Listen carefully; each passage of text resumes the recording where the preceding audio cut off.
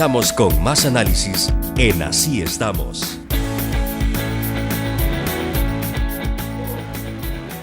Compartimos con Jacqueline Rivera, diputada del FMLN en la Asamblea Legislativa, relatora de la Comisión de Legislación, y hablamos sobre el tema entonces de evasión al fisco, la elusión, el castigo para quienes evaden las responsabilidades ante Hacienda. Diputada, yo en un principio creo que he sido de los primeros en estar de acuerdo en que el tema de evadir el fisco es tan dañino como la corrupción.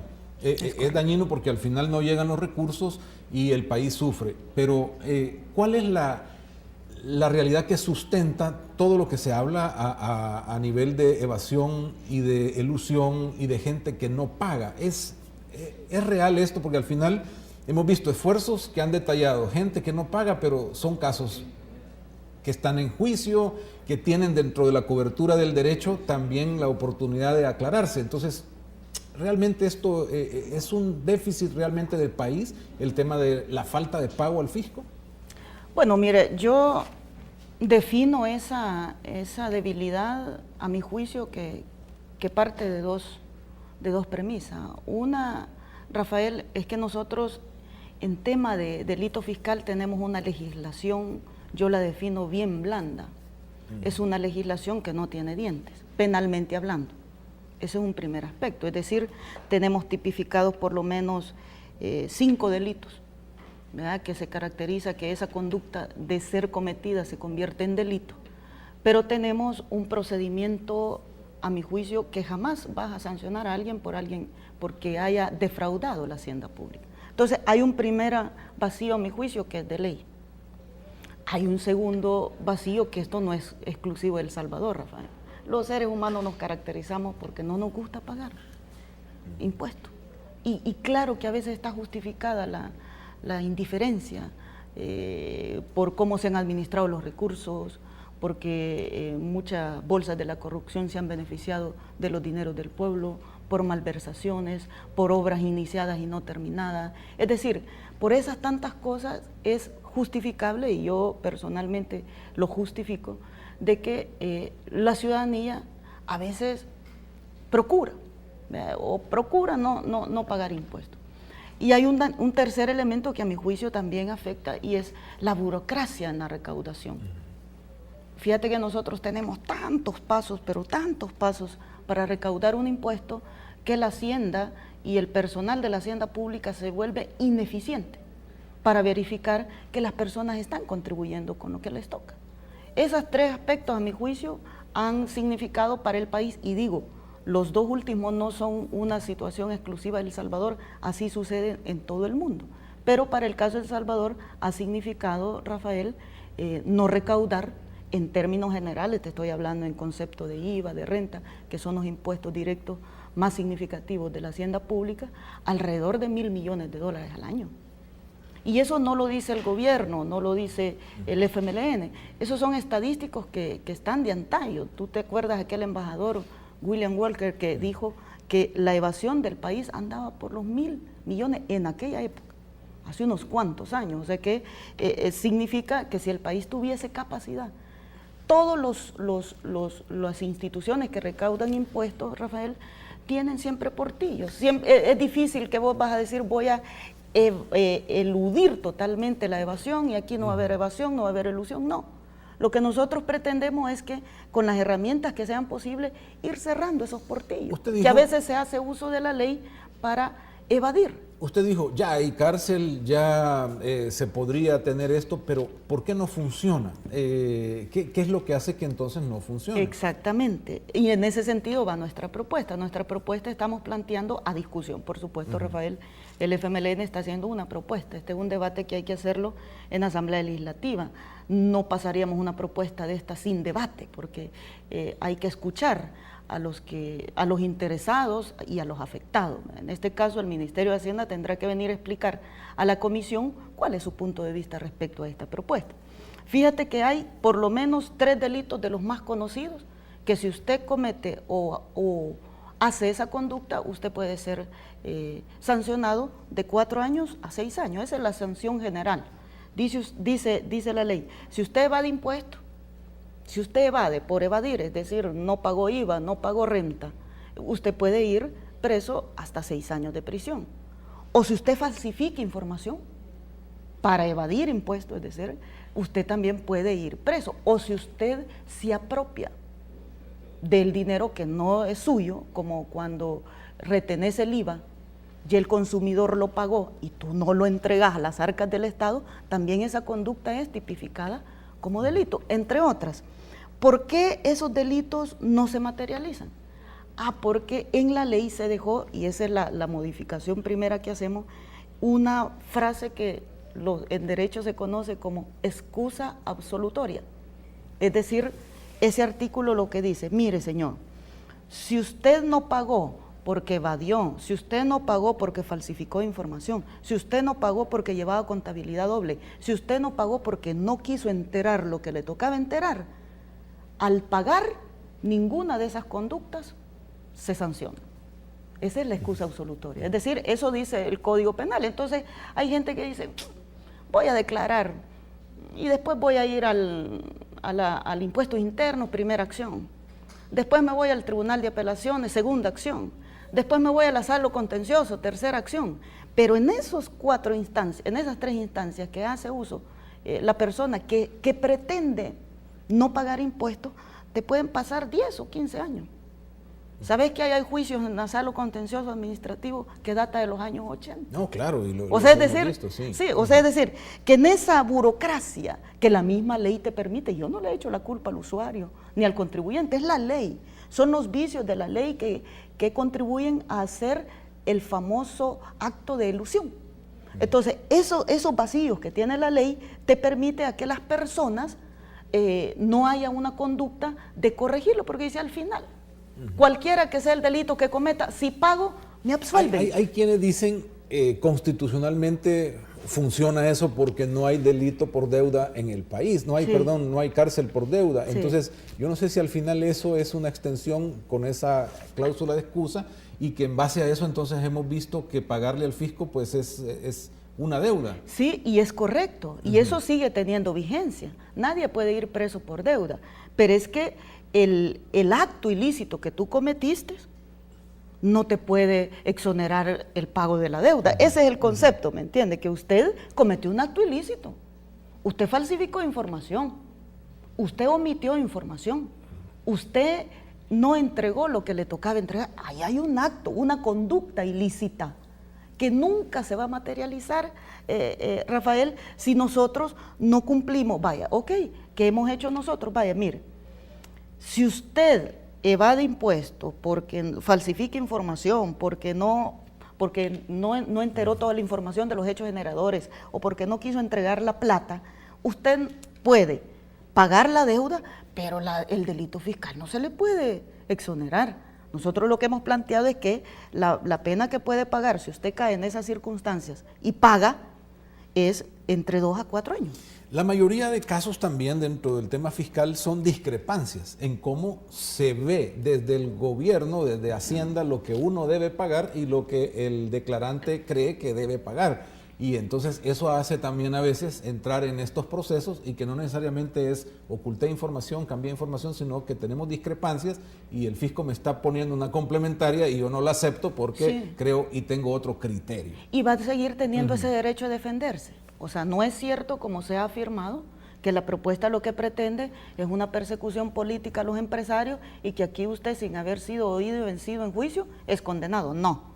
Lo que le estamos planteando al Ministerio de Hacienda es que, señor, si usted cuando verifica la declaración del contribuyente, usted advierte, por ejemplo, y te doy un caso concreto para que la ciudadanía lo comprenda, usted advierte que el contribuyente falsificó información, es decir, usted bien ve que hay hasta tachaduras de información y después cuando usted va a verificar a la contabilidad del contribuyente se da cuenta que la información que el contribuyente le ha presentado a usted no es igual a la que él tiene en su contabilidad, allá hay un delito, hay falsificación de información. ¿Qué va a hacer el funcionario del Ministerio de Hacienda? No lo va a condenar de una vez y le va a decir, no señor, usted aquí ya vaya preso, no, va a notificar a la Fiscalía.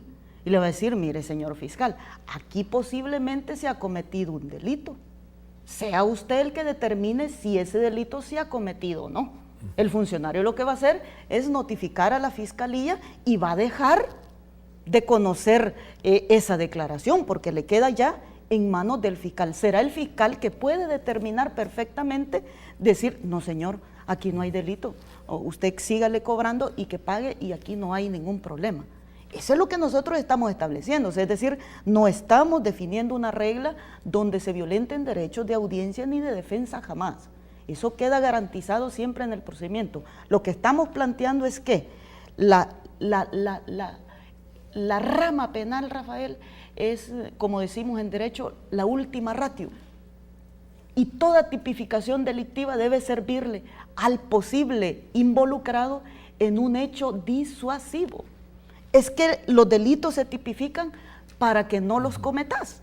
Entonces, en la medida que la sanción que tú vas a recibir sea una sanción que no sea simple y sencillamente pecuniaria, sino que trascienda cárcel, ¿usted qué está orientando al usuario? Mire, no lo haga. Pues.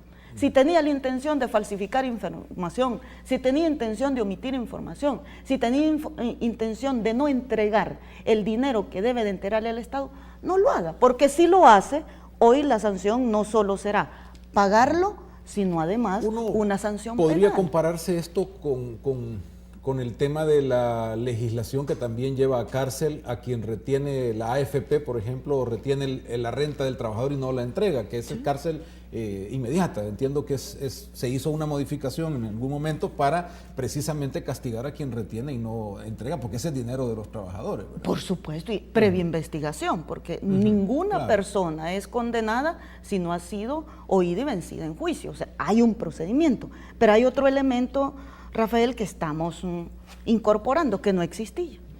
La hacienda pública no solo se reduce a la centralizada del Estado, también es dinero del pueblo el que administran las alcaldías. Es decir, todo el dinero que entra a la alcaldía también son impuestos y tasas que el pueblo paga. Entonces nosotros hemos ampliado, decir, mire, también la defraudación a las finanzas de las municipalidades va a ser considerada delito si se cumplen alguna de esas conductas. O sea que estamos ampliando el ámbito de aplicación. Pero también estamos diciendo, mire, hay personas que intervienen en la declaración y que tienen sus oficinas ahí y se dedican a firmar y sellar estados financieros, estados de cuenta, declaraciones y todo eso, y a ellos no les pasa nada. Te estoy hablando de contadores, de auditores, que de manera oficiosa y sistemática dan fe de hechos que son falsos. O por ejemplo el funcionario que está allá en el Ministerio de Hacienda también, que te está falsificando información, también él puede ser sancionado. En la actualidad en la ley, esos funcionarios no reciben ninguna sanción. Entonces también habría modificación para los auditores, para los auditores que dan fe de los estados de financieros. Los estados financieros, porque aquí la pena no le cae al empresario, pero puede ser que en algún momento el empresario haya sido sorprendido en su buena fe. Y es el auditor o el contador el que le está haciendo la marufia. Y el empresario, porque a lo mejor el auditor y el contador tiene algún subtramafaz con algún amigo. Así funciona. Entonces, pero esa persona no es sancionada, no recibe sanción. Al final la sanción solo le cae al empresario. Pero ¿qué tal el empresario demuestra de que no era una declaración que él había autorizado, sino que hubo mano peluda allí de algún funcionario intermedio que cambió los datos? O sea, es decir, que la sanción no solo tiene una pretensión de castigar a quien pretende evadir, sino de los que se involucran en ese acto de evasión. Y hay otro elemento. Estamos, y yo aclaro, aprovecho tus cámaras, Rafael, para decir que yo soy una convencida, pero convencida, determinante, de que los delitos de enriquecimiento ilícito no deben prescribir, nunca. Si usted se enriquece ilícitamente, usted debe ser perseguido por vida. ¿Y por qué le va a prescribir en 10 años? Pero eso requiere reforma constitucional. Estamos trabajando ya en una propuesta que determine, son varios artículos de la Constitución, y traigo a colación este tema por lo que te voy a plantear, que deben de reformarse para que el delito de enriquecimiento ilícito no prescriba. ¿A dónde quedaría entonces todo aquello de los finiquitos y cosas que ahora sirven como para decir, miren, no, yo tuve mi finiquito y entonces yo con ese finiquito quedo libre de investigación o de culpa? Porque se usan esas herramientas. Sí, el finiquito te da a vos la solvencia que ese ente contralor dice que vos estás solvente, pero el finiquito no te inhibe de que el ente fiscalizador o investigador, que es la Fiscalía General de la República, le investigue. Lo que algunos ven en eso es que no prescriban nunca, es casi, digo, a quienes se dedican a la política poder tener persecución, no importa cuándo, y usted ya fue diputada por decir algo, y alguien no la quiere volver a dejar participar y va a hacer una persecución. El que nada debe, nada teme, Rafael. El que nada debe, nada teme. ¿Y yo por qué voy a legislar para beneficiarme yo? Y no por ese artificio legal de la prescripción han salido libres varios, no porque sean inocentes, sino porque simplemente hicieron uso de eso, de ese artificio legal. Toca base cuando llega en el calendario la fecha. Exactamente, entonces usted dice, ahí va usted procurando, no, que pasen los 10 años, después de 10 años nadie me puede perseguir, pero por Dios, ¿y el dinero del pueblo? ¿Y el dinero que se robaron? Y es que aquí hay varios funcionarios que han salido exonerados de responsabilidad. Yo preferiría, Rafael, que me vencieran en juicio y que determinaran que soy inocente. Pero salir por el artificio de la ley, no, a mí no me pueden procesar. ¿Por qué no te pueden procesar? Es que ya prescribió la acción. O sea que también es de doble, doble interpretación. El tema es si hay confianza en todo el sistema, ¿no? Mire, porque no son varios en elementos. la medida, Rafael, que la ciudadanía cada día se empodere de la Contraloría Ciudadana, las instituciones van a funcionar mejor. Pero es que necesitamos que la gente se apropie de ese derecho de controlar cómo se administran sus finanzas. Por ejemplo, yo me siento insatisfecha todavía del uso que se le hace a la Ley de Acceso a la Información Pública. ¿Y sabes por qué me siento insatisfecha? Porque el pueblo todavía no la está usando. Porque allá en la alcaldía de San Juan, ¿verdad? Por no poner un municipio, porque en la alcaldía de San Juan de repente apareció hecha 10 metros de calle y en el rótulo dice que le costó $50,000 los 10 metros. Pero los habitantes de esa comunidad todavía no hacen uso de instrumentos y dicen, yo voy a ir a verificar de plano que cuánto costó la construcción de esta calle, 10 metros, $50,000, es demasiado. ¿Por qué traía el tema de la prescripción? Porque una de las reformas que venimos planteando es que el delito fiscal no prescriba. ¿Sabes que hay una gran cantidad, ya sea por negligencia del Estado o por indiferencia del responsable? Hay gran cantidad de declaraciones que dejan pasar el tiempo y nunca se pagan. Bueno, la ley dice que son 10 años. Y después de 10 años usted es libre de pecado. Sí. Y después de 10 años usted ya no tiene por qué estar esperando que le llegue una fiscalización. Y es porque también no hay a uno donde guardar tanto papel. O sea, hay cosas que también tienen que modificarse en ese sentido para modernizarlo. Y hay que modernizar otras cosas. Hay que modernizar procedimientos también. Procedimientos que deben de ser más expeditos. Plazos que deben de ser perentorios. Es decir, la sala, por ejemplo, no tiene plazo para resolver. Usted pudo haber interpuesto una demanda a la sala y dependiendo de cómo, si tiene algún conocido en la sala, contencioso administrativo, así le resuelven. Pero la sala debe tener plazos perentorios. Todas las instituciones deben de tener plazos perentorios, especialmente cuando está de por medio recursos que pueden afectar o las finanzas públicas o las finanzas privadas. Esos procedimientos deben de ser expeditos. Eso debe de incorporarse aquí en la reforma. Es decir, la reforma lo que pretende en esencia, Rafael, es cerrar portillos de elusión y ir cerrando portillos de evasión, pero además hacer procedimientos expeditos, donde el Estado no esté eternamente reclamando que se le pague. Y como tiene tantos recursos que se vuelven infinitos. Entonces, no hay proceso finito, nunca finaliza un proceso de esta naturaleza. Este es el debate. Imagínate si nosotros lográsemos, poquito a poquito, reducir la evasión y la elusión y de los $1,000 millones el Estado pudiese recuperar algunos dicen, 300. Esto es también Ya no es parte de la ineficiencia de Hacienda. Ah, claro. Claro, yo no estoy exonerando de pecado a los que han estado funcionando en el Ministerio de Hacienda históricamente. Yo no los exonero de pecado. Hay ineficiencia. La mayoría de auditores que tiene el Ministerio de Hacienda ahorita, te lo puedo asegurar, Rafael, son los mismos que han estado en el Ministerio de Hacienda. Hay algunos que hasta ya están declarados como parte del activo fijo del Ministerio de Hacienda. Es decir, los auditores que auditan, que fiscalizan la finanza de nosotros y que han fiscalizado la finanza en el pasado inmediato y en el mediato, son los mismos. Entonces también hay una conducta de ineficiencia de la institucionalidad. A eso hay que aplicarle también un procedimiento que nos permita romper con esos procedimientos burocráticos que solo afectan al final las finanzas del usuario y las finanzas del Estado. Políticamente, diputada, ¿no es esta una propuesta del FMLN como para presionar que le paguen impuestos al gobierno amenazando con la cárcel? ¿Es el momento político adecuado? ¿Se está haciendo esto con la sana intención de cubrir esos portillos o políticamente presionar al pago de aquellos a quienes les interesa que paguen? Mira, esta es una propuesta que está en la Comisión de Legislación desde el 2009. Es decir, no es nueva. Nosotros lo que estamos haciendo es remozándola, incluyendo algunos aspectos que no estaban planteados en el 2009 y que nosotros consideramos que deben de ser retomados. Y no podría ser políticamente una posición para presionar a que paguen impuestos, porque ya dije, los delitos fiscales ya existen, no los estamos inventando nosotros. No es cierto que se va a perseguir sin seguirse un procedimiento. No es cierto que se está incrementando la pena, como yo he escuchado en algunos medios que dicen que se está incrementando la pena a 8 años. Esa pena de 8 años ya está.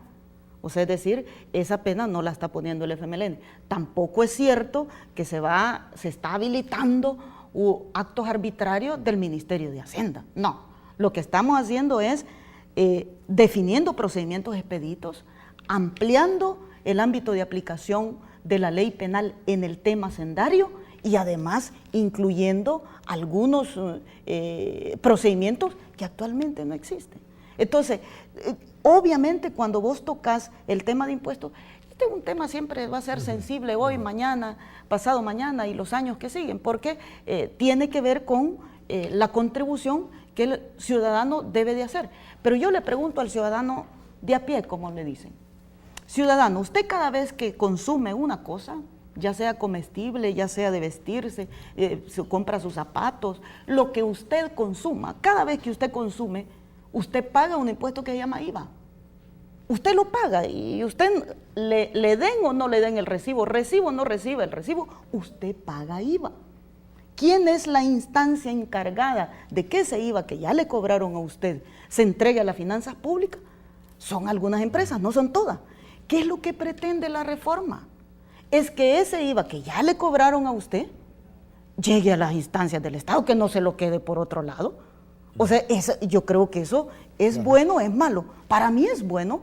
Lo que hay que garantizar es que una reforma no admita actos arbitrarios que no permitan el derecho de audiencia y defensa del usuario. Una pausa muy breve, volvemos enseguida, diputada, y si hay alguna pregunta a nuestra audiencia, pues se la trasladamos también o comentario a nuestra invitada para este tema. Ya volvemos.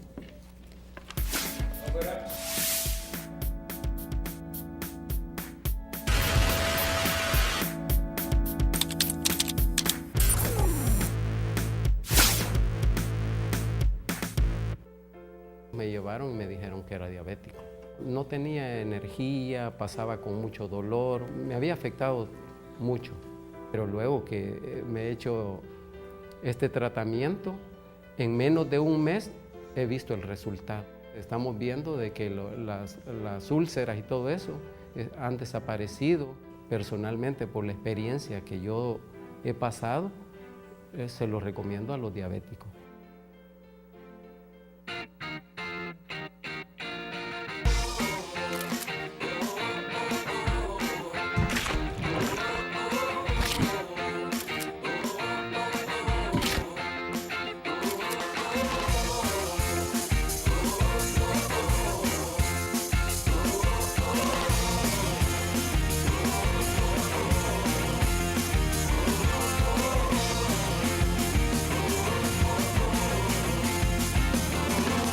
del Río es pura diversión. Regresamos con más análisis en Así Estamos. ¿Quiere pasarla bien el fin de semana con la familia, con sus empresas o con toda la gente? Pues puede ir a Termos del Río, consulte termosdelrio.com.sb y entérese de todo lo que hay para divertirse en familia. termosdelrio.com.sb. Y la medicina del futuro ya está presente hoy en el país. El Salvador Med Center tiene para usted tratamientos con células madre. Consulte. Vaya donde los expertos, ponga su caso y puede ser que encuentre ahí una verdadera solución, un cambio de vida con el tratamiento de células madre en El Salvador Med Center. Hablamos de los delitos fiscales, hablamos de cómo hacer que llegue al fisco lo que tiene que llegar y la propuesta del FMLN entonces, como la hemos conocido ahora, es aplicar la ley y mejorar los ámbitos de aplicación de ley ya existente. No hay más cambio que entonces entenderíamos ampliar a que también cubra el pago de impuestos municipales y quitar esa cláusula de excusa que tiene la ley. Es correcto, son 3 cambios, 4, para enumerarlos así, ciudadanos. 1, ampliar el ámbito de aplicación, es decir, que también podrá cometer delito fiscal si usted omite información, si no declara todos los hechos generadores, si no paga sus tasas municipales, también puede, bajo un procedimiento, no es de pleno derecho. Es decir, se amplía el ámbito de aplicación de la ley para las finanzas municipales. 2, se incorporan otros sujetos que no estaban incorporados, que pueden en un determinado momento cometer el delito fiscal, como contadores y auditores, ya sea públicos o privados. 3, se excluye la excusa absolutoria, es decir, que si la reforma es aprobada, una persona, si ha cometido algún ilícito de evasión, de elusión o de que no declaró todos los hechos generadores, paga, pero también paga una pena. Y 4, se está proponiendo de que los delitos fiscales no prescriban en el tiempo. Diputada, hay una persona en el teléfono. Si hay una pregunta o un comentario, por favor nos la hace llegar a nuestra invitada. Hola, buenos días. Felicidades por tu programa. Muchas gracias. Escuchamos. Saludando a la licenciada Jacqueline. Aquí la saluda el licenciado Marco Alfaro de la Tecnológica. Felicidades porque personas como ustedes necesitamos para impulsar en el país muchas reformas necesarias. Gracias. Encantado de verla de nuevo, licenciada, y bendiciones. Solo era para felicitarle y ojalá porque aprueben esas reformas que ya están, pero hay que llevarlas a cabo a la realidad. Soy Marco Alfaro, tal vez se acuerda, de la Tecnológica. Saludos, Marco. Hola, si hay otra llamada, pues se la pasamos. Hola, buenos días, sí hay varias. Hola, buenos días. Tengan un poco de paciencia. Hola, buen día. Hola, buen día. ¿Hay alguna pregunta para nuestra invitada? Sí, pero tengo una. Sí. Adelante, te escuchamos.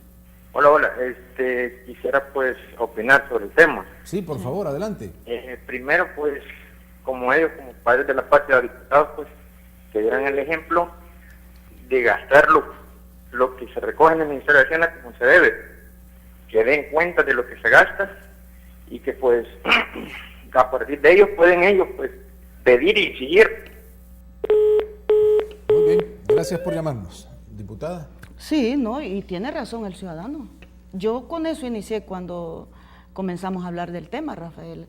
La resistencia de algunos de contribuir tiene que ver con las prácticas que deben de ser combatidas y erradicadas, con la corrupción, con el enriquecimiento ilícito, con el abuso de poder, con el peculado, con la malversación de fondos. Claro que esas son conductas que hay que erradicarlas y combatirlas. Yo jamás estaría de acuerdo en asolapar eso. Por eso es que digo que la ley de acceso a la información pública haga uso, usted ciudadano, porque usted detecta, advierte que en una ejecución de una obra hay posible corrupción, denúnciela, si es que para eso sirve la ley. No es solo para el hecho de enterarte que allí se gastó de esta o de otra forma el recurso, sino que es una herramienta del ciudadano para que si usted conoce que hay actos de corrupción que se están cometiendo en alguna institución por algún funcionario, denúncielo.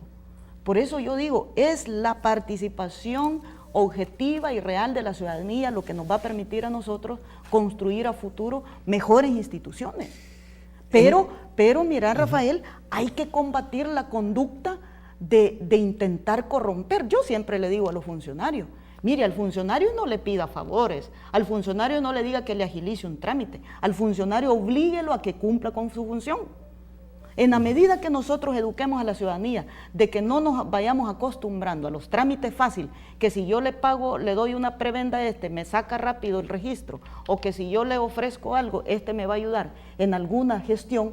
Si nosotros combatimos de la ciudadanía el acto de intento de resolver todo más rápido a cambio de, también estamos contribuyendo a combatir la corrupción, porque es tan corrupto, Rafael, quien pide como quien ofrece o quien recibe. Todas esas conductas son corrupción. Una última pregunta, diputada. Si queremos emparejar la mesa y tomando la llamada del televidente, estamos viendo en Honduras instalarse hoy también una comisión de la OEA contra la corrupción, Guatemala está en eso. Nosotros eso podríamos debatirlo, ponerlo también como para emparejar ese balance que dice, bueno, nos exigen, pagamos impuestos, damos impuestos, pero también queremos que se combata la corrupción. Totalmente. Y mira, nosotros aprobamos, Rafael, y esto fue como una exigencia para que nos otorgaran el segundo desembolso del Fomilenio.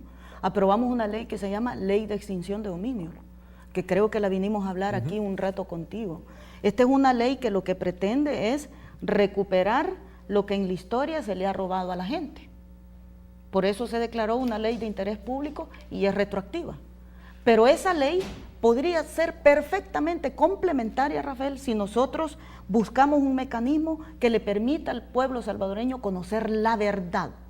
Y la verdad me estoy refiriendo, pongamos un plazo, la verdad a partir de 1992, que son los acuerdos de paz. El pueblo tiene derecho a conocer la verdad de cómo se han administrado sus recursos en la historia. El pueblo tiene derecho a saber cuánto costaron la venta de los bancos, para dónde se fue el dinero de Antel, para dónde se fue el dinero de los más de 6,000 millones de dólares que hoy nos tienen en esta crisis previsional, que solo nos dejaron los papeles, pero que se perdió el pisto, para dónde se fue el dinero de la privatización de CEL. Es decir, yo estoy totalmente de acuerdo que el país debe transitar hacia una ruta que le permita a la ciudadanía conocer la verdad de cómo se han administrado sus recursos. Y eso, fíjate, ese conocimiento de la verdad, si nosotros lográsemos eso, puede dar lugar a que una ley tan importante como la Ley de Extinción de Dominio puede llegar y hacer lo que el pueblo está reclamando. La gente reclama, a mí de qué me sirve llevar preso a un corrupto si sale a disfrutar de su dinero y no le devuelve ni un 5 al pueblo. La ley lo que tiene propósito es ir a traer lo que le han robado al pueblo. Yo estoy totalmente de acuerdo con que en El Salvador se establezca un mecanismo para encontrar la verdad.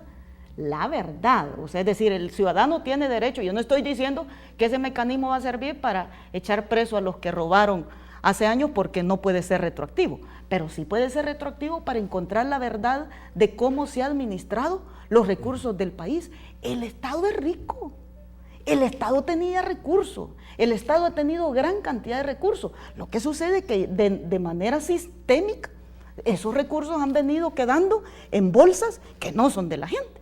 Yo estoy totalmente de acuerdo. ¿Qué es lo que nosotros hemos dicho respecto a una comisión internacional? Yo le apuesto, fíjate, Rafael, y yo sé que con la Contraloría Ciudadana se puede lograr, yo le apuesto a que la institucionalidad que se fortalezca y que se fomente en el país sea de carácter permanente, no transitoria. Porque fíjate, ¿qué ha pasado con la CICIG en Guatemala? La CICIG en Guatemala no fue creada, para combatir la corrupción. La CICIG en Guatemala fue creada en defecto de que cuando se firman los acuerdos de paz, Guatemala no hizo el paso que nosotros hicimos. Guatemala no reformó el órgano judicial. Guatemala no creó una Corte Suprema de Justicia nueva. Guatemala no creó instancias de derechos humanos. Es decir, Guatemala no le apostó a la reorganización de sus estructuras. Por eso nace la CICIG. O sea, es decir, no tiene una motivación de un acto específico, sino que es como un acto complementario de los acuerdos de paz. En El Salvador, nosotros sí creamos un nuevo órgano judicial, que yo espero que esta tercera parte que hemos electo de magistrados realmente se amarre el cincho y comiencen en una depuración profunda. Diputada, muchísimas gracias por habernos acompañado. Mil Ha sido disculpas un por verdadero tomarnos gusto. tanto tiempo y para tal vez eso es el tengamos espacio. otro espacio Por supuesto, para aquí seguir siempre conversando. está su Muchas casa gracias. y bienvenida. Gracias a Vamos ti. rápidamente al tráfico y luego lo último de nuestro programa en este martes. Gracias, diputada.